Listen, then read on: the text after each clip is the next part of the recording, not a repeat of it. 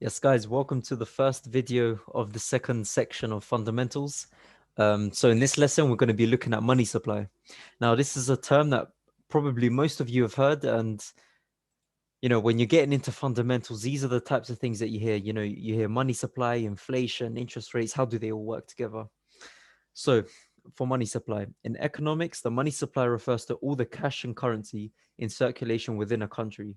A country's money supply has a significant effect on a country's macroeconomic profile, particularly in relation to interest rates, inflation, and the business cycle. So all three of these components are very closely interlinked. Now, there are different types of money supply. You've got M0, which is also known as the monetary base.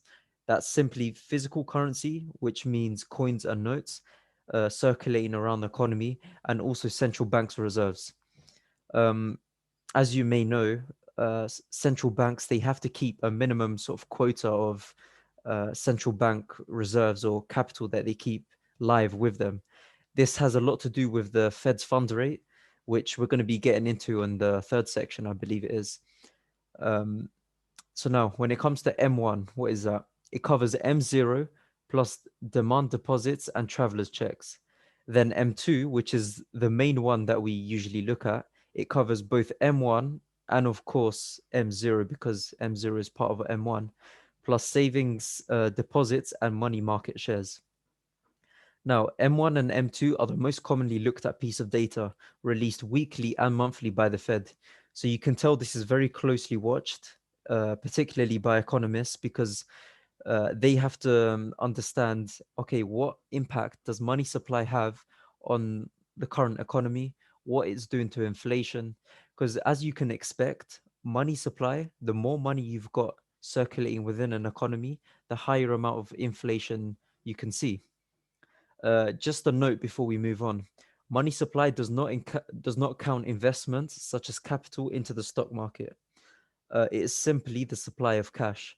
So it doesn't include any investments that people have got on at the moment. It's simply just think of it as physical cash that's circulating around the economy. Now, just a note about money supply. From what we understand so far about inflation, you might expect that the higher M2 supply, especially during an expansion stage of the economy, the more inflation there is. However, that's not always the case. As you can see from this data right here, we've got between the years of 2006 all the way to 2010. Now, clearly, you can see when the crisis happened, M2 money supply grew substantially.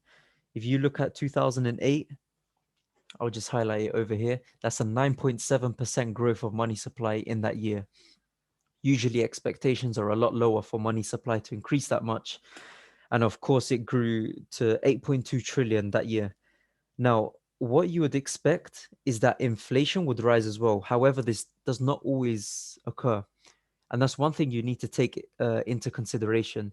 Sometimes they're not exactly correlated as you may expect.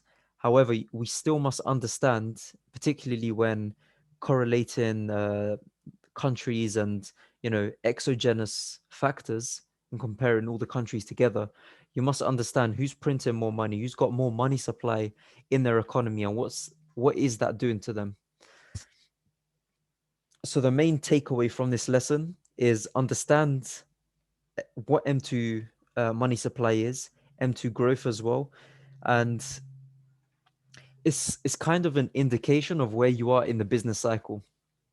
So, for example, when we're getting into a recession or something, you would expect that money supply would grow because banks, central banks, they want the economy, they want more economic activity. They want more people to have cash in their hands so they can invest here, they can invest there. So the economy is more stimulated.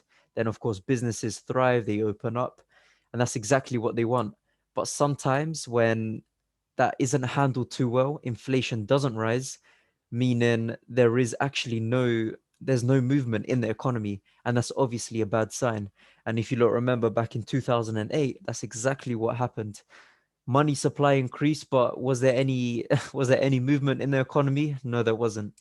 So if you want to successfully, grow your economy, but in a stable way. You need to increase M2 supply by a steady rate, but also see a steady rate of inflation. If you see no inflation, it means the economy is just standstill. If you see too much, obviously you need to control that as well, because standard of living and everything else becomes very expensive for consumers and everyone in that domestic country. But anyways, guys, take care, and I hope you learn anything from this lesson.